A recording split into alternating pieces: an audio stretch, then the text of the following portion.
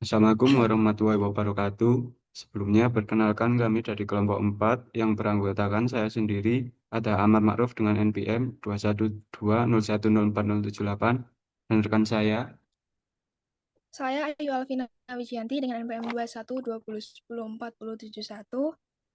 Dalam video ini, kami akan menjelaskan mengenai perbedaan antara bank konvensional dengan bank syariah untuk memenuhi tugas mata kuliah akuntansi perbankan umum dan syariah. Selanjutnya akan dilanjutkan oleh rekan saya. Oke, sebelum masuk ke materi perbedaan, kalian tahu nggak sih apa itu bank konvensional dan bank syariah? Nah, jadi bank konvensional adalah bank yang menjalankan kegiatannya secara konvensional yang mengacu pada kesepakatan nasional maupun internasional serta berlandaskan hukum formil negara. Untuk sedangkan bank syariah adalah bank yang menghimpun dana atau menyalurkan dana atau kegiatannya itu atas dasar prinsip syariah. Kedua jenis bank tersebut mempunyai perbedaan yang sangat signifikan, baik dilihat dari segi konsep, standar pelaporan keuangan, struktur organisasi, maupun mekanisme perhitungan keuangan. Pada bank konvensional, standar yang digunakan adalah Pernyataan Standar Akuntansi Keuangan atau PSAK nomor 31, sedangkan perbankan syariah menggunakan PSAK nomor 59. Itulah sedikit pengertian dari bank konvensional dan bank syariah. Nah, dalam video ini kami akan menjelaskan perbedaan salah satu bank konvensional, yaitu Bank Danamon Indonesia, dan bank syariah, yaitu Bank NTB Syariah berdasarkan penyajian laporan keuangan. Yang pertama, pada laporan neraca bulanan mempunyai beberapa perbedaan di kedua bank. Yang pertama, penyajian akun-akun dalam sisi aktiva. Komponen akun pada neraca dalam bank syariah maupun bank konvensional pada dasarnya sama, namun hanya saja terdapat akun yang tidak terdapat dalam bank konvensional. Pada Bank NTB Syariah ini terdapat berbagai akun piutang mulai dari murabahah, istiqna, multijasa, cord, dan sewa. Kemudian terdapat akun pembiayaan bagi hasil, yaitu mudharabah, musyarakah, dan lainnya. Laporan tersebut atau pos-pos tersebut itu tidak terdapat pada neraca di Bank Danamon Indonesia. Untuk selanjutnya, scroll yang NTB Syariah. Ya. Kemudian pada pos ada di NTB Syariah terdapat pos salam dan aset istimewa pada laporan di Bank NTB Syariah dan di Bank Danamon tidak ada. Kemudian di Bank Danamon ada pos akumulasi amortisasi aset tidak berwujud dan akumulasi penyusutan aset tetap dan inventaris. Nah, pos tersebut itu tidak terdapat dalam Bank NTB Syariah. Kemudian pada liabilitas terdapat perbedaan pos. Pada Bank NTB Syariah terdapat pos dana simpanan wadiah yang terdiri dari giro dan tabungan. Kemudian ada pos dana investasi non-profit sharing yang terdiri dari giro, tabungan, deposito. Nah, pos-pos tersebut itu tidak ada di dalam Bank Danamon Indonesia. Scroll lagi. Nah, untuk bagian ekuitasnya, di kedua bank, akun-akun atau pos yang disajikan di kedua bank itu sama. Scroll lagi. Nah, kemudian pada laporan neraca di Bank NTB Syariah ini terdapat tabel kepemilikan dan pengurus perusahaan beserta jabatannya. Misalnya nih ya, pemerintah Provinsi NTB dengan jabatan atau pemegang saham 45,01% dan lain sebagainya. Namun dalam Bank Danamon Indonesia tidak terdapat atau tidak diikut sertakan tabel kepemilikan dan pengurus perusahaan. Untuk selanjutnya saya serahkan kepada Asa Amar. Selanjutnya, ada laporan laba rugi dan penghasilan komprehensif lain bulanan juga memiliki perbedaan antara laporan Bank NTB Syariah dengan Bank Danamon Indonesia, antara lain sebagai berikut. Pada pos pendapatan dan beban operasional Bank Danamon, terdapat pendapatan dan beban bunga.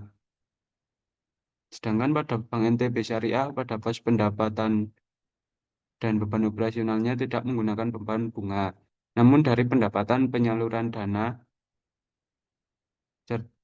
serta pendapatan beban operasional selain penyaluran dana.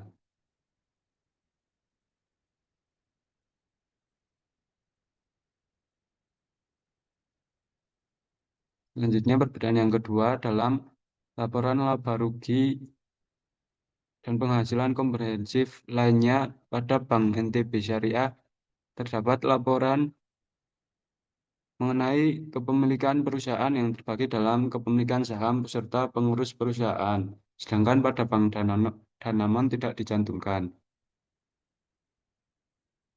Selanjutnya pada laporan komitmen dan kontingensi bulanan terdapat beberapa perubahan antara laporan di Bank NTB Syariah dengan Bank Danamon Indonesia, yaitu yang pertama, pos tagihan komitmen dalam Bank NTB Syariah terdapat fasilitas pembiayaan yang belum ditarik dengan dua jenis pos, yaitu rupiah dan valuta asing.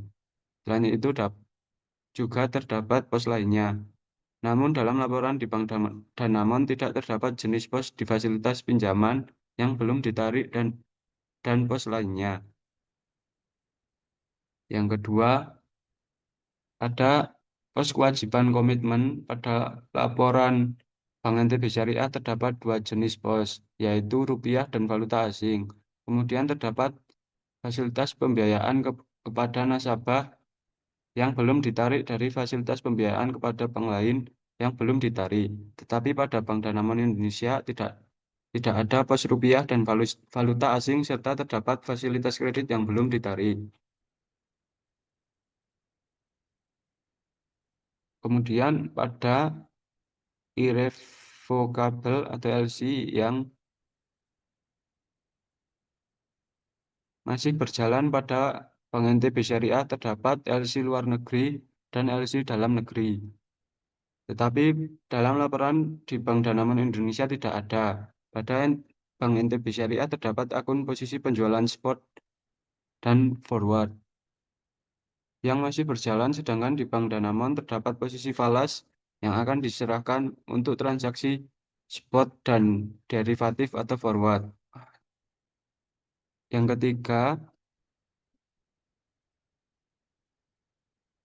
pada pos tagihan kontingensi pada Bank Syariah terdapat pos garansi yang diterima dengan dua jenis pos, yaitu rupiah dan valuta asing. Terdapat pos pendapatan dalam penyelesaian dengan 5 jenis pos, yaitu murabahah, istiqna, sewa, bagi hasil dananya. Namun pada Bank Danamon Indonesia tidak ada jenis pos dalam garansi yang diterima dan tidak ada pos pendapatan dalam penyelesaian. Dan yang keempat, pos kewajiban kontingensi syariah terdapat dua jenis pos. Di garansi yang diberikan yaitu rupiah dan valuta asing, sedangkan PT Danamon tidak ada.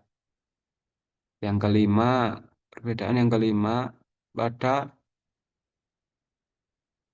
Bank NTB Syariah terdapat tabel kepemilikan dan pengurus perusahaan beserta jabatannya. Namun pada Bank Danamon Indonesia tidak ada. Selanjutnya akan dilanjutkan kembali oleh Ayu. Oke, kemudian pada laporan raca, laporan laba rugi, serta laporan komitmen dan kontingensi triwulan pada Bank NTB Syariah dengan Bank Danamon Indonesia memiliki perbedaan yang telah dijelaskan sebelumnya pada laporan-laporan bulanan. Hanya saja perbedaan terletak pada pembuatan laporannya. Apabila laporan tersebut bulanan, maka laporan tersebut dibuat pada setiap bulan. Sedangkan laporan yang triwulan dibuat pada 3 bulan sekali oleh Bank NTB Syariah maupun Bank Danamon Indonesia. Kemudian, perbedaan antara laporan keuangan triwulan dan laporan keuangan bulanan terletak pada kolom konsolidasi. Pada laporan keuangan triwulan ini terdapat kolom konsolidasi yang terdiri dari dua kolom, yaitu kolom untuk saldo akhir dan kolom untuk saldo awal. Dan di laporan keuangan bulanan itu tidak ada. Untuk selanjutnya, pada laporan bulanan tidak terdapat laporan rasio keuangan, sehingga untuk perbedaan laporan rasio keuangan pada kedua bank akan dijelaskan pada laporan triwulanan, yaitu sebagai berikut. Bisa ke laporan rasio keuangan? Oke, nah Pada rasio kinerja, pada laporan rasio keuangan Bank NTB Syariah, terdapat perhitungan mengenai net imbalan atau disingkat NI, net operating margin atau NOM, kemudian ada pembiayaan bagi hasil terhadap total pembiayaan, dan financing to deposit ratio FDR. Nah, perhitungan tersebut hanya ada di laporan NTB Syariah, di Bank Danamon Indonesia tidak ada. Kemudian, di Bank Danamon Indonesia hanya terdapat perhitungan net interest margin atau NIM, cost to income ratio atau CIR, kemudian loan to deposit ratio atau LDR. Nah, di laporan Bank Danamon Indonesia itu hanya ada di laporan tersebut, tidak ada di Bank NTB Syariah. Kemudian pada di kepatuhan di Bank NTB Syariah terdapat pos presentasi pelanggaran BMPD dan presentasi pelawan BMPD. Nah, sedangkan di Bank Danamon hanya ada presentasi pelanggaran BMK dan presentasi pelampauan BMK. Selanjutnya, nah, di Bank NTB Syariah terdapat pos GWM yang terdiri dari dua jenis pos, yaitu GWM rupiah dan GWM valuta asing. Sedangkan di Bank Danamon terdapat pos GWM utama rupiah yang terdiri dari harian dan rata-rata, kemudian ada pos GWM utama falas. Saya Itulah serahkan kembali beberapa kepada perbedaan yang ada pada laporan-laporan Bank NTB Syariah dengan Bank Danamon Syariah. Semoga dengan adanya video ini dapat menambah pengetahuan bagi para penonton. Ya, terima kasih sudah menonton hingga akhir video. Kami dari kelompok 4 undur diri. Sekian dari kami. Wassalamualaikum warahmatullahi wabarakatuh.